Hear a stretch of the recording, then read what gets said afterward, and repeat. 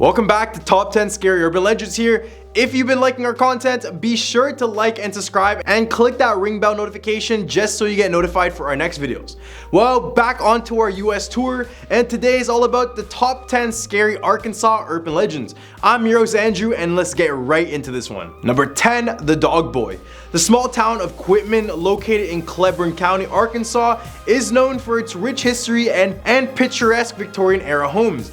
However, among these charming homes lies a dark history that has led to the town being known for its haunted houses. One such house is the Beatus House, a large home on Mulberry Street. This house has had a long and troubled history dating back to the late 19th century.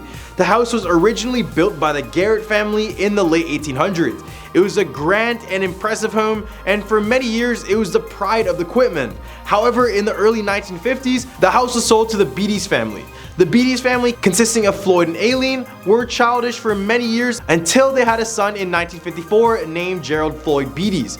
Gerald Beaties was a difficult child from an early age, and he was known for being very vicious and cruel to others. He also had a strange interest in collecting stray animals and later torturing them. Then as he grew older, his behavior became more sinister, and he allegedly kept his elderly parents imprisoned in the upstairs part of the house, where he would only feed them when he decided it was time for them to eat. He was also known for physically abusing his father and throwing him out of an upstairs window on one occasion. It is believed by the locals that the spirits of the Garrett family, along with the spirit of Gerald Beaties, still haunt the house to this day. The haunt has been vacant for many years, and local residents avoid it at all costs. Number 9, the Boggy Creek Monster. The small town of Fouke, Arkansas has long been captivated by the legend of the Boggy Creek Monster. According to the local legend, the creature, said to be between 7 to 8 feet tall and weighing around 300 pounds, is covered in thick long hair and has been spotted roaming the area for over a century. The first reported sightings date back to 1834, with a surge in sightings around Fouke in the 1900s. In 1997 alone, residents reported spotting the monster more than 40 times. The creature is often thought to be nocturnal, but one hunter even reported a sighting in broad daylight in the Sulphur River Wildlife Area near Fouke in 2000.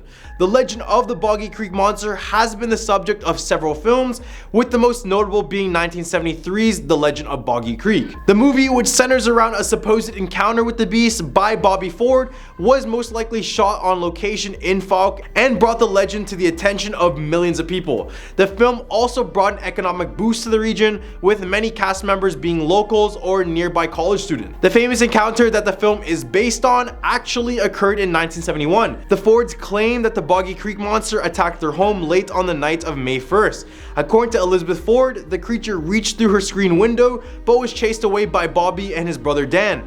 Unsatisfied, the monster reportedly returned shortly after midnight and tossed Bobby to the ground. Bobby was taken to the St. Michael Hospital in Texarkana and treated for large gashes across his back.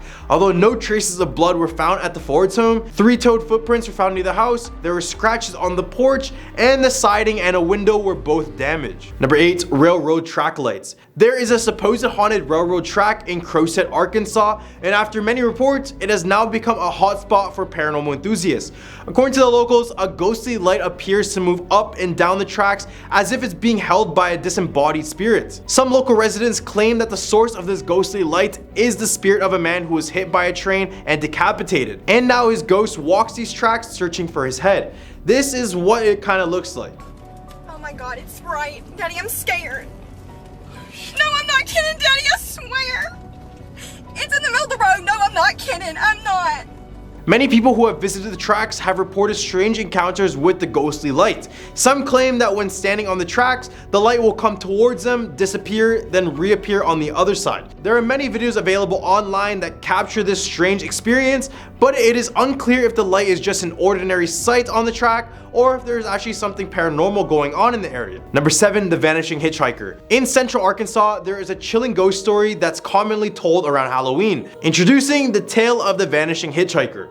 According to the legend, travelers on the dark road of Arkansas Highway 365 sometimes encounter a young girl walking in the pouring rain in a torn white dress while crossing one spooky bridge. Some say they have stopped to give the young girl a ride. Those who stop say that they pick her up and drive her to her nearby home. However, when they arrive, the drivers discover that the girl has suddenly disappeared. Those who choose to knock on the front door of the home the young girl takes them to learn from a woman who answers that the young girl used to live at the home but was killed in a car accident, and she usually regularly hitchhikes a ride home, according to legend. One man recalled the time this happened to him where he picked up the girl and even gave the girl his jacket. As expected, when they arrived, she disappeared, and when he went to the door, a woman answered, and he explained what had just occurred. The woman at the door said, quote, "That young girl is my daughter, who was killed years ago. She hitchhikes back home once a year." The young man then drove to the cemetery to see the young girl's grave. There he found his coat draped over her tombstone. Number 6, the Gosrow. Arkansas not only has haunted homes and stories, but they also have their own terrifying creatures. These were known as the Gosrow. This monster is believed to be a massive 20-foot long creature with tusks and claws. But that's not even the most interesting part of them. On January 31st, 1897, the Arkansas Gazette, a popular newspaper of the time, published an article written by Albert Smithy that included the sketch of this creature, and also an account of the first known encounter with it. The encounter, as described by Smithy, took place in the Ozark Forest, where a man named William Miller was traveling through the tiny town of Blanco. Miller had heard reports of livestock and pets being found dead, so he formed a group to track down the predator. They eventually encountered a creature that was 20 feet long with tusks and claws, as well as a row of horns along its back and a tail that ended in a blade-like point. The group supposedly killed the beast, but the body that Miller swore he shipped to the Smithsonian never arrived.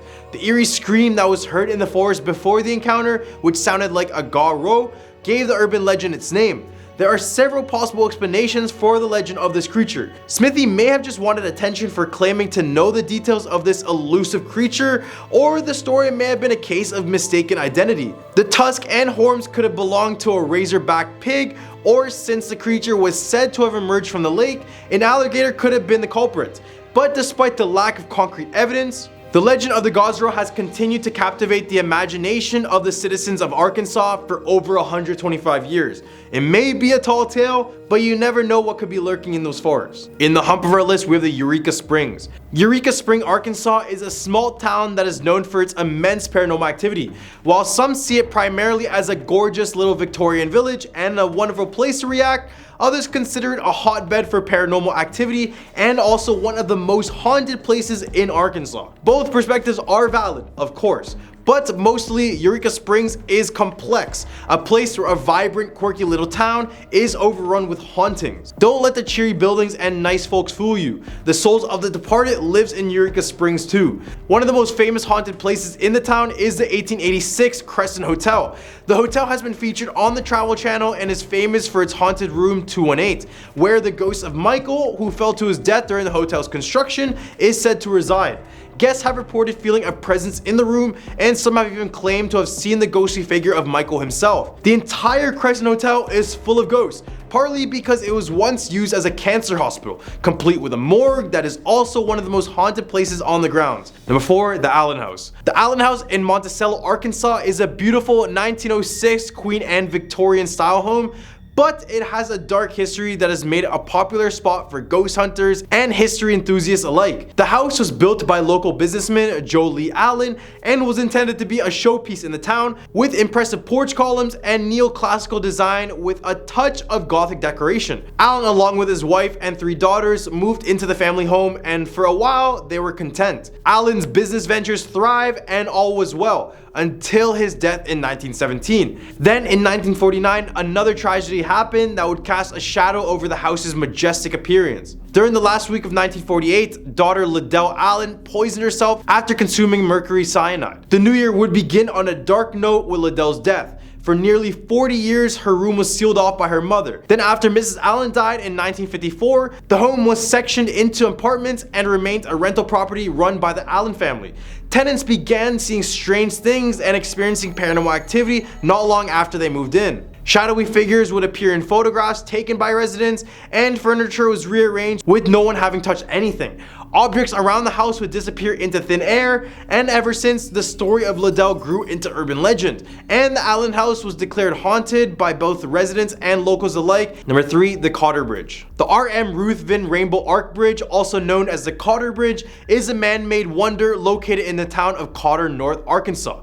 Built in 1930 and renovated in 2004, it spans the White River and is known for its architectural marvel, trout fishing, and natural beauty. But beneath its lovely trusses, the bridge is also home to some spooky legends and ghost stories that have been passed down through generations. One of the most popular legends of the Cotter Bridge is the ghostly children that play on it during some nights.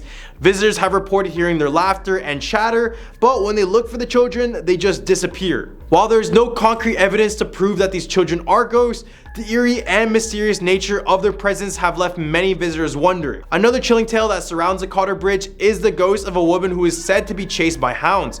Visitors have reported hearing her screams and the baying of the hounds, but when they look for the source, they see nothing. The identity of the woman remains unknown, and the reason for her ghostly presence is also a mystery. Some say that she may have been the victim of a tragic event that occurred near the bridge, while others believe she may have been the spirit of someone who drowned in the White River below. Number 2, the Gurdon Light. The Gurdon Ghost Light is a mysterious and unexplained phenomenon that has been observed and documented in the small town of Gurdon, Arkansas. The light, which is said to be an eerie white-blue color that sways back and forth and moves around on a horizon, has been reported by locals and tourists alike. One popular legend surrounding the light is that it's the ghost of a railway worker who was killed on the job. According to this theory, the ghost is said to be carrying a lantern and roaming the tracks, searching for something. Another theory suggests that the light is the ghost of a railway worker who fell in front of a train and lost his head, and the light is coming from the lantern he carried in life as he searches for his missing head. While the true origins of the Gurdon Light ghost are unknown, there are a few natural theories as to what it might be. Some scientists have suggested it could be caused by highway lights reflecting through the trees, but historians and local residents disagree, as the light has been reported since before the highway was even built. Number 1, the Pea Ridge National Military Park. The Pea Ridge National Military Park in Arkansas is a place where history and a mystery collide. The battlefield is a haunting reminder of the brutal and bloody battle that took place here in 1962 during the Civil War. Here, the Confederate Army, outnumbered by the Union Army, fought bravely but ultimately lost the battle, resulting in the deaths of nearly 3,400 men and boys. Visitors to the battlefield have reported strange and eerie experiences that seem to be connected to the intense history of the place.